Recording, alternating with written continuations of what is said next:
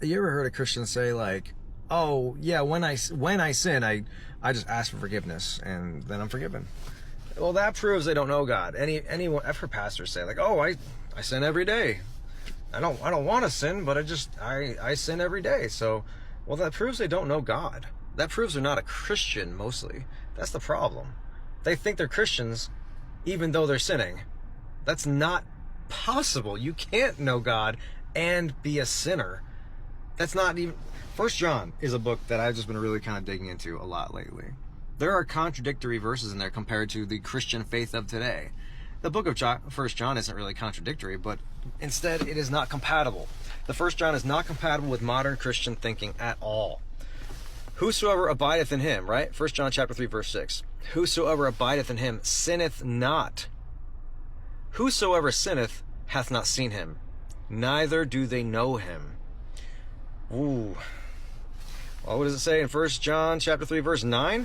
Whosoever is born of God doth not commit sin. Wow. He cannot sin because he is born of God. So if you're a Christian and you've sinned after you became a Christian, guess what you've just proven? That you never knew God. You never knew him, and he doesn't know you. You can't sin and know God at the same time. So how do Christians do it? Oh, easily. They just lie. They just lie about it. They say, oh, yeah, I just ask for forgiveness when I sin, and then he's faithful and just to forgive us of all our sins. Oh, okay.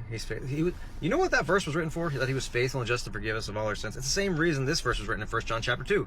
It says, "These things I write to you, that you shall not sin. And if any of you are in sin, we have an advocate with the Father, Jesus Christ." They were in sin by living by the old covenant, because the old covenant was the covenant of sin and death. That sin is over. That death is over. When that temple was destroyed, that was the end of sin, the end of death, because the law was in that covenant, and that covenant was a covenant of sin and death, and that's over. We don't have that. It says in Deuteronomy that that law was given only to Jerusalem and no other nation. It says no other people, just Israel. They had that law. That law was destroyed. Jesus said, I did not come to destroy the law, but to fulfill it. Okay. That was his first coming. He came to fulfill the law in his first coming. Congratulations.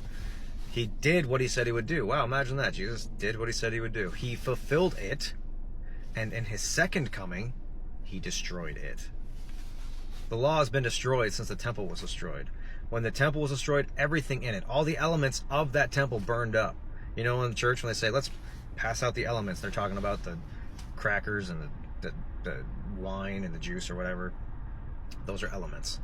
All of the elements, all the things, the elements, the things that made up the temple, the menorah, the carpets, the basins, it all was destroyed. All those elements were destroyed when the temple was destroyed, including the 10 Commandments. All gone. And where there is no law, sin is not imputed. We don't have that law anymore. They had to follow that law. It was the only thing that kept them in God's graces.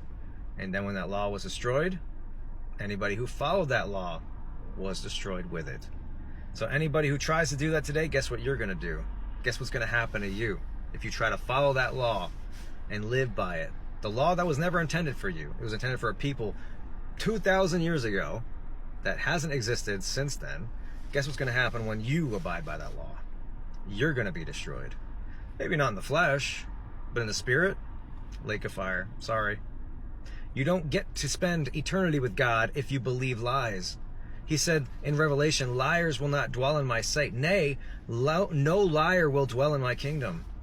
Anyone who tells a lie or believes a lie. How do you know you don't believe lies? Are you a truthful person? Christians can't be truthful people because they believe lies. They believe that Jesus is the Messiah. Jesus is coming back. Jesus didn't say that. Jesus didn't say this. No, Jesus already came back. Jesus was not God. You're making a man into God and worshiping him. That's not truth. You don't know God. You prove it every time you say Jesus is God. Oh, praise Jesus. You prove that you're a liar every single time, because liars can't hear the truth.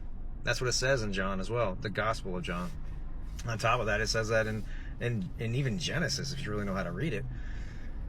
No liar can know God. 1 John chapter 5, Jesus came to the Pharisees and he said, I come to you bearing the truth that I heard from God, and you tell me I'm a liar. But that's how I know that you are a liar, he says, because you seek to kill me.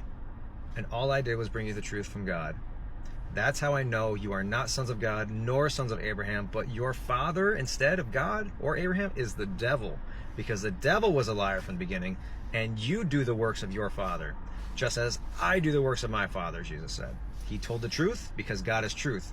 They told lies because their father is a liar. We do the works of our fathers. Who's your father? Mine is the God of truth, because I always tell the truth. We always tell the truth whenever we say we know God. We must tell the truth. If we say we know God and yet we have hate or lies in our heart for other people based on the flesh rather than the things in the heart, then we know that we are a liar. We should know that we're lying every time we judge someone for the flesh. We prove we don't know God every time we judge other people for the flesh. Things that they put on, things that the way they talk, if they shower or not, who they sleep with, what they eat, if they do drugs, what drugs they do. If you say, oh, that person, they're not good because of these things, those things, you prove that you're a liar. Your flesh is going to end up in the dirt just like theirs is. Your flesh is dirt. It will return to the dirt. This whole planet is made of dirt. It ends up into nothing. Even if you leave a legacy behind where you built up a multi-billion-dollar generation of wealth for your family and it lasts a whole legacy, give it a couple hundred or even thousands of years, no one will remember your name. It'll turn to dirt. Everything you built is temporary. Nothing lasts forever. I know that sounds nihilistic. Fine. I don't care, because I'm focusing on the things in the spirit which are eternal, but they're only eternal for those who know God and tell the truth, because they are one and the same. Knowing God and telling the truth. One and the same. Give me a like, give me a follow, leave a comment. I got more where this came from, and we could talk about this any other time in my DMs or on Discord.